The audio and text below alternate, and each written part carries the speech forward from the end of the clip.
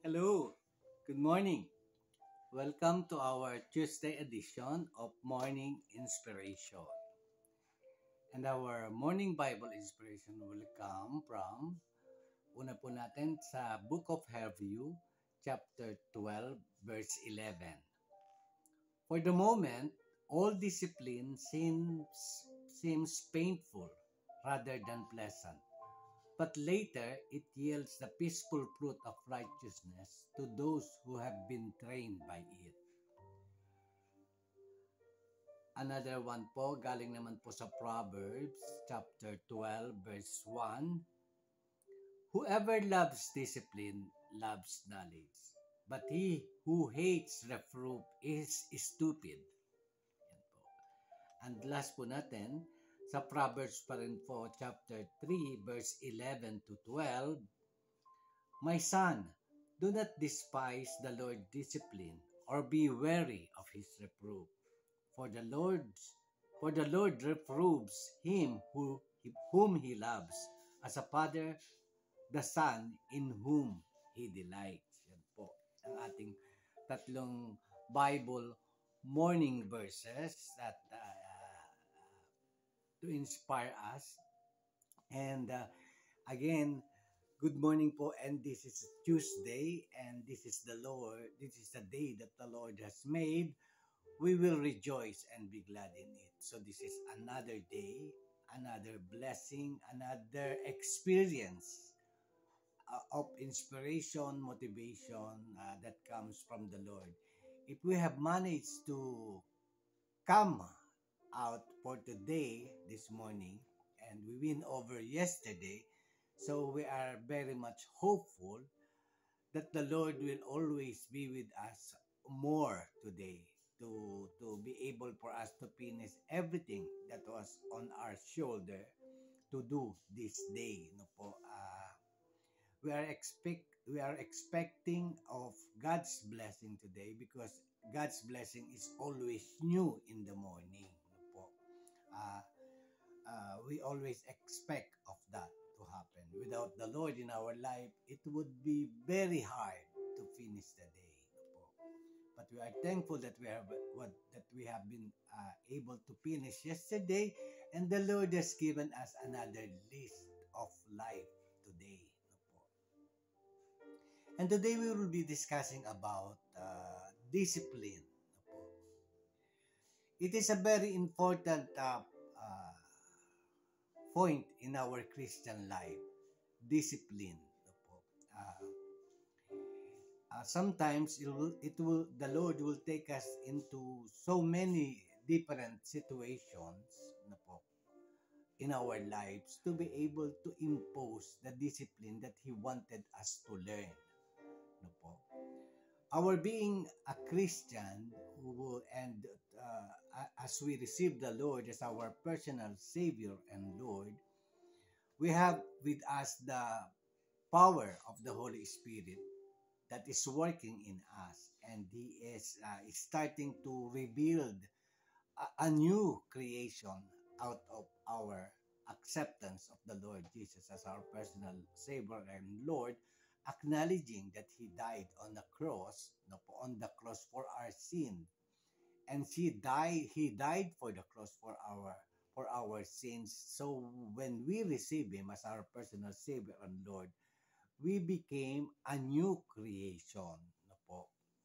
Jesus has given us another list on our life to restart our life and to begin a new life because we are a new creation, because we died, the old self died along when Jesus died on the cross.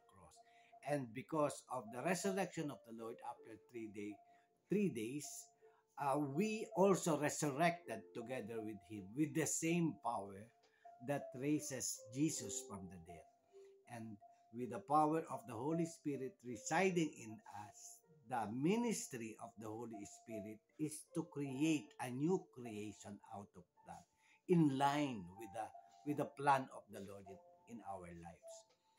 But of course, we should be cooperating with the power, with the ministry of the Holy Spirit in us to be able to reestablish the newness of our life in Jesus. No po. And it will take a lot of discipline for us Christians to be able to accomplish the will of God in our life. But with the power of the Holy Spirit, He will going to start the regeneration, rebirth, renewing of our minds, and the sanctification process in our life. And it needs a discipline on our part, cooperation and discipline, because the Holy Spirit is making changes in our inner man to be able to be in line with the new life that the Lord has given us when He was resurrected after 3 days. No po. So, the topic for today is discipline. No po. And we know that this is very important. As parents, we know that this is very important. We always put some discipline over our children, of course, because of what? Because we don't want them to do something bad over their lives that will going to destroy or to affect them negatively. And we come into our children teaching them, you po, the right way to do things or the right attitude for them to be able to live a normal and peaceful life. Most of our children today despises discipline. No po. It is very hard on our part as parents to infuse discipline nowadays. With so many things that this Lord is opening to our children, that is taking their time away from us to come together as a family, come together, speak together, talk together, relate together, no po, and interact with one another. Because of the so many offerings of the word, we have lost that time, no po, with the new technologies nowadays, with the social media nowadays, and the parents naman po with their business over their works, no po. The father is an absentee father because he has a lot of things to do, and somehow sometimes din po yung mother is being so very busy doing everyday chores in the household, and they have forgotten, and the the point of getting together is slowly diminishing, no po. Even in our meals, no po, where in fact that is the time that the family can be together, eating together and talking together about everyone's affair. And that also becoming less and less because our children are busy and we are also busy, no po. But we know as parents that discipline is very important aspect of our role, being a parent. It is mandated to us by the Lord to discipline our children. Why do we discipline our children? Because we love them. And because of our love to them, we don't want them to step into something that can destroy or hurt them. So in every step of their lives, we come into their lives, and we intend to discuss with them or to tell them the dangers and the positive and the negative aspect of their action towards certain areas of their lives. But the main point is that because we love our children, that is why we are putting discipline over them. So, as a matter of fact, when we view it on our Christian life, our Father loves us. God the Father loves us. And so sometimes we could feel that He is putting us into a discipline situation to be able to accomplish what He wants over our life. And sometimes, as an act of our disobedience towards Him. Minsan po yung obedient talaga tinuturo, yung discipline tinuturo ng Diyos because He needs to. But sometimes we are being put into discipline by the Lord because He needs to, because we are stubborn, we are disobedient. That's why He is putting us on a certain level of discipline.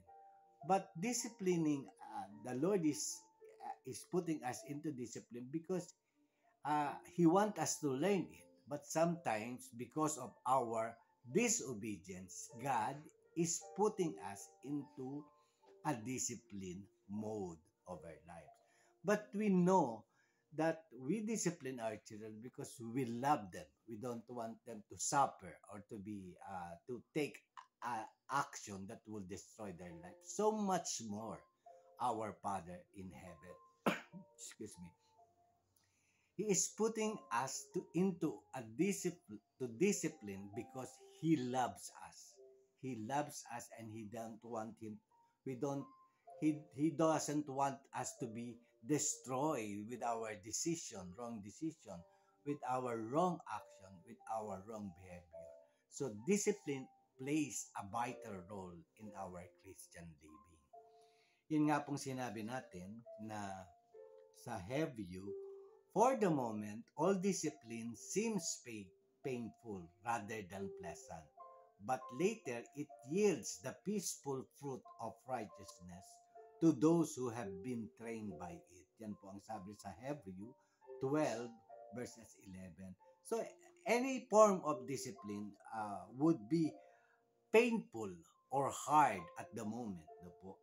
Uh, it is not pleasant. It is unpleasant at the moment. When we when we put our children to discipline, they would feel that, and we could feel them also that they don't like to be put under the point of discipline. But we have to do that, and discipline normally painful and unpleasant at the moment. But the point is, we should put our children into discipline because later on, even if at the moment it is very hard on them and it is very painful, very unpleasant to them, we believe as parents that after some times it will produce peaceful result and a fruit of righteousness and a fruit of correction over over the point of destruction when we started to put them on discipline. It is for their own best sake. No po? Discipline could be hard, discipline could be painful, discipline could